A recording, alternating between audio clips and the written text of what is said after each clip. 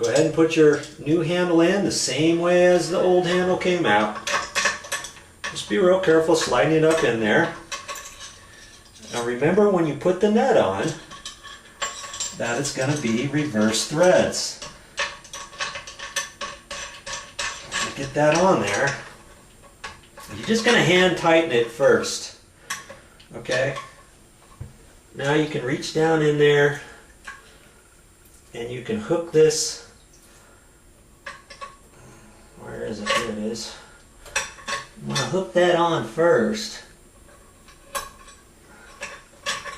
Okay, now you can kind of judge, make your decision.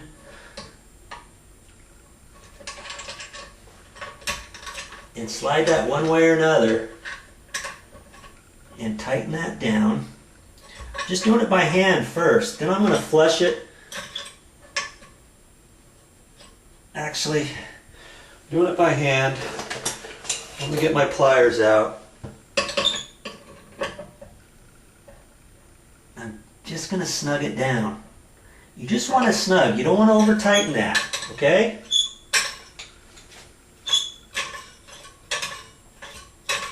See if it's working okay. It looks like it's all right. Shall we flush it? Here goes.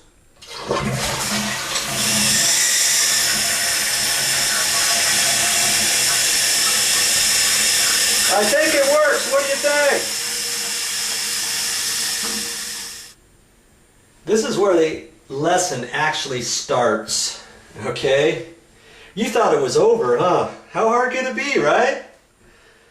Well, I'm going to just tell you a couple things about the toilet handle. When you put the toilet handle in, you don't want to tighten that nut too tight, first off.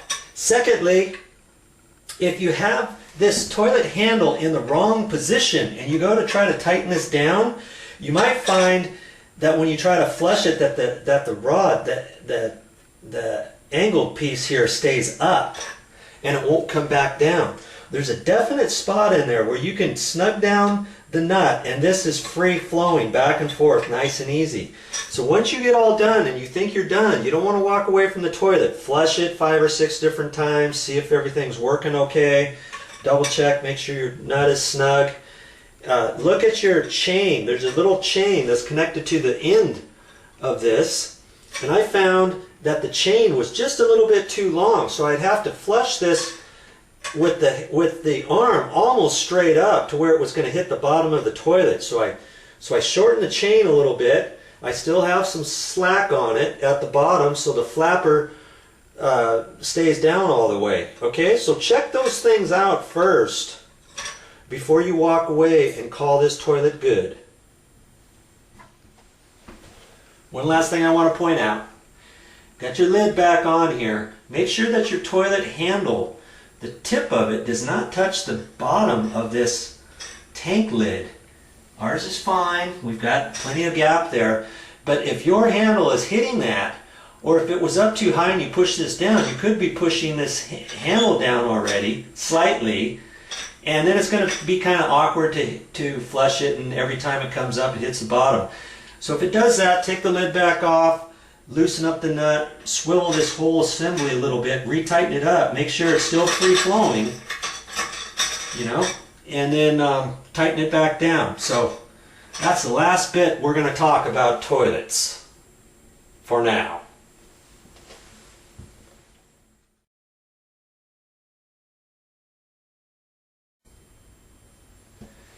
This is something really cool. This doesn't have anything to do with the toilet, okay? But if you have an old home and you want to know how old it is, and if the toilet looks like it's really super old, chances are the toilet's never been replaced. So guess what? When you lift up the lid, you can see how old your house is. You just flip this over,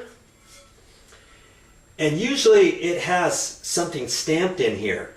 Now here, this says November 3rd, 1982.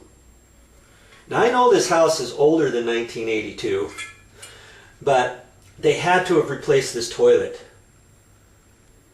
So there's a tip for you. If you ever need to find out how old a house is, You find an old toilet and it seems like it never fails. You lift that up and lo and behold, you know the date and how old that house is, depending if that toilet has not been replaced. What do you think about that?